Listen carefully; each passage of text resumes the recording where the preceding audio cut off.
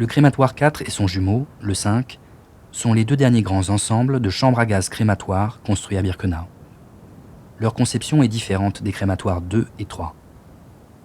Ces bâtiments, d'une superficie d'environ 800 mètres carrés, sont construits de plain-pied. Dans cette chambre à gaz crématoire, l'entrée sert de salle de tonte. Les cheveux des victimes y sont coupés et récupérés par les coiffeurs, comme on appelle les membres du Sonderkommando affectés à cette tâche. Les déportés se déshabillent dans une grande salle attenante de 12 mètres sur 20. Après le gazage, cette salle sert de morgue.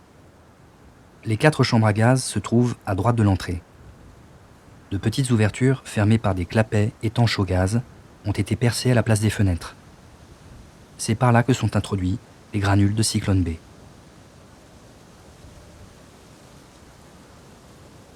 Entre la morgue et le crématoire, une petite pièce étroite est réservée aux dentistes, ces hommes du Sonderkommando affectés à l'extraction des prothèses et dents en or.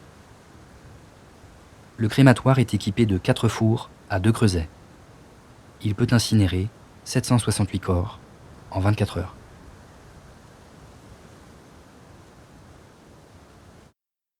Le crématoire 4 est le premier à entrer en fonctionnement le 22 mars 1943. Il est le premier à s'arrêter, détruit par les membres du Sonderkommando lors de la révolte du 7 octobre 1944. Ce sera la seule révolte armée des camps d'Auschwitz-Birkenau. Depuis plus d'1 an, les Sonderkommando préparent un soulèvement simultané des équipes des 4 crématoires. Grâce à la complicité d'une vingtaine de femmes travaillant à l'usine de l'Union-Werke et par l'entremise de Rosa Robota, de la poudre explosive est volée et des grenades de fortune confectionnées. Le 23 septembre, 200 Sonderkommando sont exécutés et 2 semaines plus tard, le 7 octobre, ils apprennent qu'à nouveau 300 des leurs seront mis à mort. À l'improviste devant l'urgence, le soulèvement éclate au crématoire 4 et 2. Le crématoire 4 est incendié. Partiellement détruit, il est hors d'usage. Les représailles sont terribles. C'est une véritable chasse à l'homme qui a lieu dans les bois et les fermes aux alentours de Reisko.